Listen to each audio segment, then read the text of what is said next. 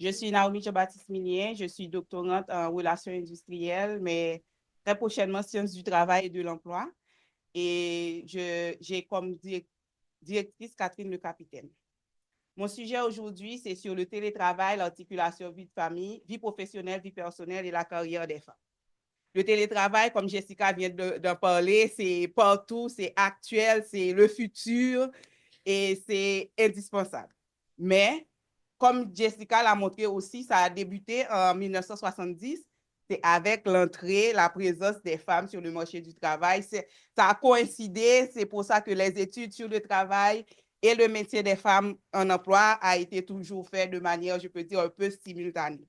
Donc, c'est des accompagnements de formes flexibles de production et principalement dans des secteurs ou des services bien spécifiques, particulièrement le secteur des services.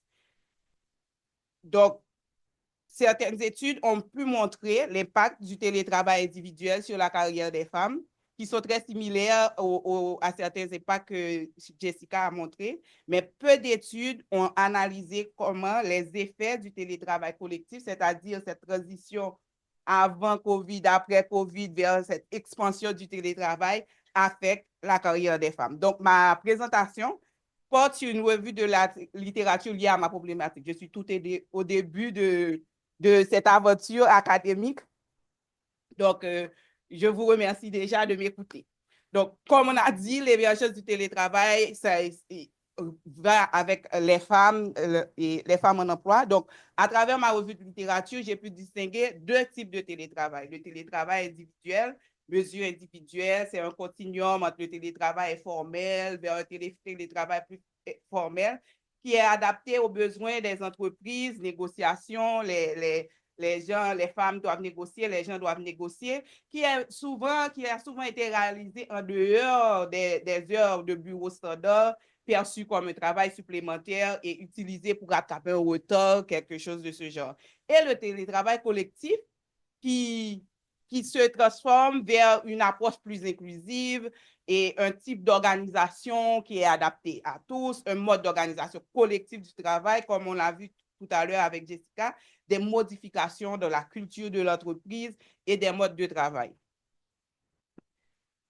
Le télétravail est particulièrement lié à l'articulation vie de famille, vie professionnelle. On a vu que ça a commencé aussi en même temps que l'entrée massive des femmes dans le milieu du travail. Donc, le télétravail est très lié aux questions d'articulation vie de famille, vie professionnelle, mais rend aussi l'amélioration de la qualité de la vie, du statut social de la femme, parce que la femme a l'opportunité de travailler et aussi apporte des bénéfices économiques aux organisations tant qu'au pays.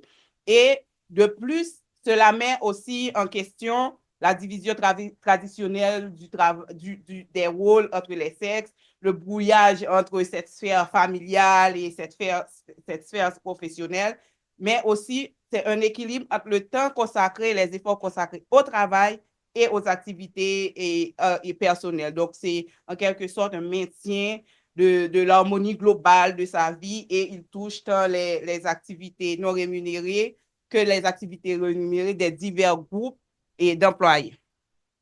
Mais le travail est basé, l'articulation AVPV, articulation vie personnelle, vie professionnelle, est basée sur la notion de flexibilité. La flexibilité à deux niveaux, la flexibilité au niveau de l'employeur, qui est sa capacité à s'adapter rapidement aux évolutions externes et efficacement aux environnements changeants, et la flexibilité au niveau de l'employé, qui est cette possibilité de faire des choix qui lui permet de favoriser cette articulation, cet équilibre qu'elle veut avoir par rapport à sa vie personnelle, sa vie professionnelle, ses préférences personnelles, par rapport au lieu de travail, à la flexibilité dans l'horaire, à la flexibilité par rapport au temps, quand est-ce que je travaille, où est-ce que je travaille.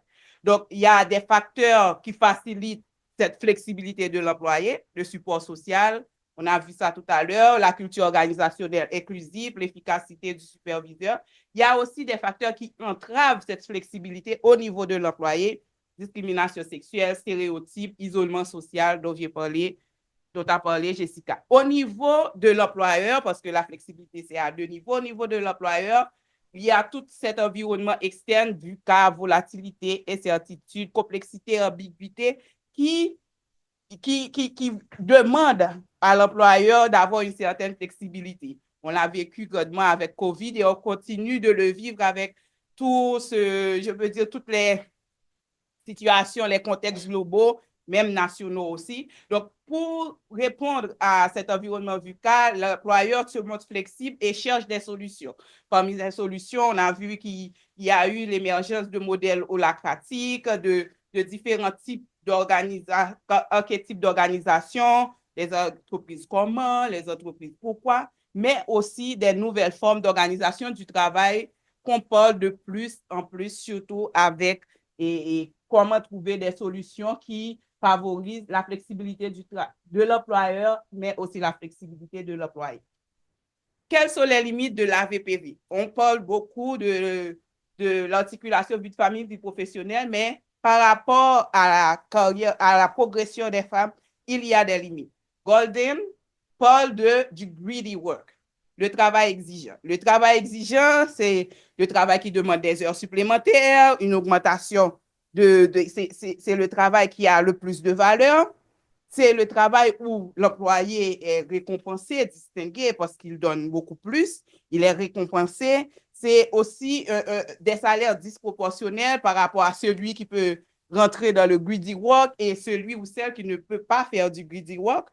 Et aussi, c'est des engagements par rapport à ce travail, mais aussi c'est un impact sur le travail des femmes, sur les postes que les femmes peuvent occuper. La deuxième limite, c'est ce que Padavik et Lee Reid parlent du narratif hégémonique travail-emploi. Qu'est-ce que ce narratif dit?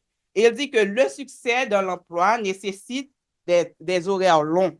Donc, responsabilité familiale, ça ne rentre pas là-dedans parce qu'il faut avoir de longues heures de travail pour pouvoir arriver à avoir du succès. Donc, ce qui amène les femmes à démissionner ou ce qui fait que les femmes ont de la difficulté à obtenir des promotions. La troisième limite, c'est la stigmatisation de la flexibilité. N'oubliez pas que l'articulation vie-famille professionnelle se base sur la flexibilité. La flexibilité qui est vue comme une contrainte, comme une perception de manque d'engagement et de professionnalisme, une réduction, un renforcement des stéréotypes de genre, parce que c'est surtout les gens qui utilisent plus cette flexibilité, ce sont particulièrement les femmes. Et donc, on n'utilise pas, on a une réticence à utiliser les mesures d'AVPV pour ne pas être stigmatisé parce qu'on craint de compromettre la progression de sa carrière. La progression de sa carrière. Mais qu'est-ce que la carrière? La carrière, c'est comme un concept qui englobe les expériences professionnelles d'un individu au fil du temps et qui relie ces individus à la société. Donc, c'est différent, c'est l'aspect de la vie d'un individu, rémunéré ou non, qui fournit de la main-d'œuvre pour produire un service ou un bien. Nous voyons que l'emploi rémunéré, le travail rémunéré a toujours été au cœur, au centre du développement de carrière. Et cette notion de carrière se développe et continue à évoluer. Cependant, Patton et McMahon notent que la littérature a longtemps discuté de l'importance de l'individu dans sa propre carrière. Donc, ce qui amène à des concepts comme le life career qui permet d'intégrer carrière et vie personnelle. Et ces carrières sont aussi perçues, dans cette perspective, les carrières sont aussi perçues comme des créations individuelles où l'individu choisit qu'est-ce qu'il met dans sa recette. La carrière des femmes. Donc, nous voyons que cette définition, je peux dire classique, acceptée de la carrière, est inadaptée à la vie professionnelle des femmes. Donc, les structures organisationnelles et traditionnelles, incluant sont discriminatoires et ils ne prennent pas en compte surtout ce qu'on appelle les interruptions qui sont dues à l'articulation vie de famille, vie professionnelle des femmes. Donc, on a aussi un aspect discriminatoire avec des métaphores sur la carrière des femmes, plafond de verre, plancher collant, tuyau qui fuit, escalier roulant, falaise de verre. Tous ces thèmes sont des thèmes pour décrire comment la carrière des femmes est vécue, pas représentée, mais vécue par les femmes dans les organisations. Cependant, il y a aussi, avec tout cet environnement VUCA qui est là, il y a aussi de nouvelles formes de carrière qui émergent, comme des nouvelles formes d'organisation du travail. Donc, ces nouvelles formes de carrière sont basées sur l'expertise et les réseaux, l'autonomie et la responsabilité individuelle, l'impact des organisations sur les trajectoires professionnelles.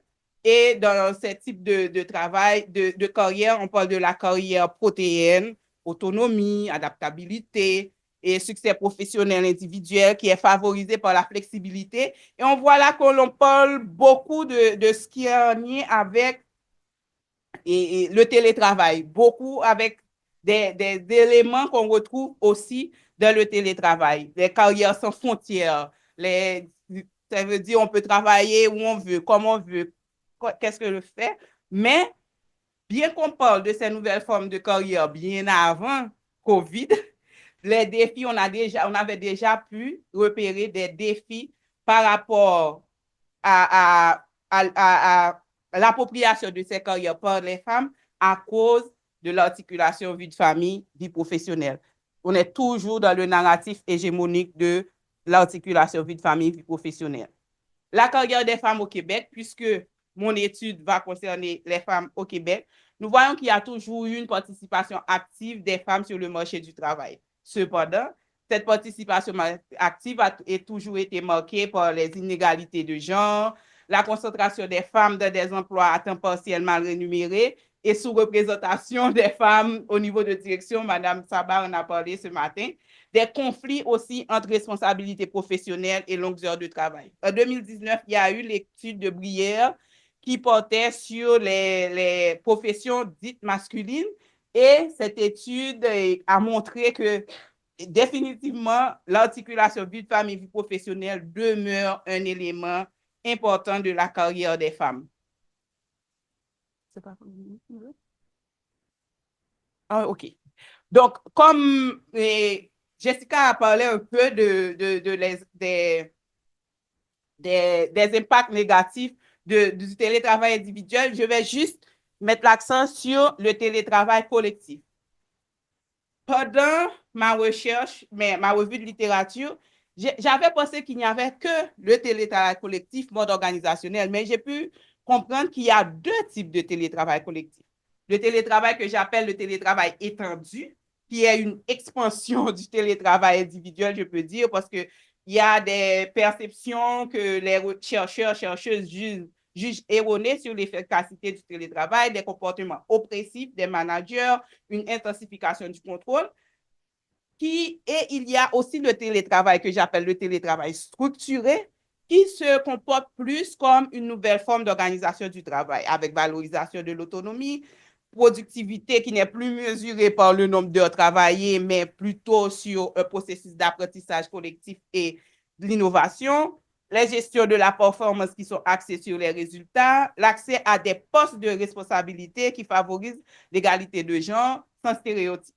Donc, pour moi, tout cela est à vérifier parce que mon objectif est de comprendre comment le télétravail collectif, télétravail étendu, télétravail structuré, en considérant l'articulation vie de famille et vie professionnelle, influence la carrière des femmes au Québec. Donc, je vous dis merci et à bientôt pour la suite de l'aventure.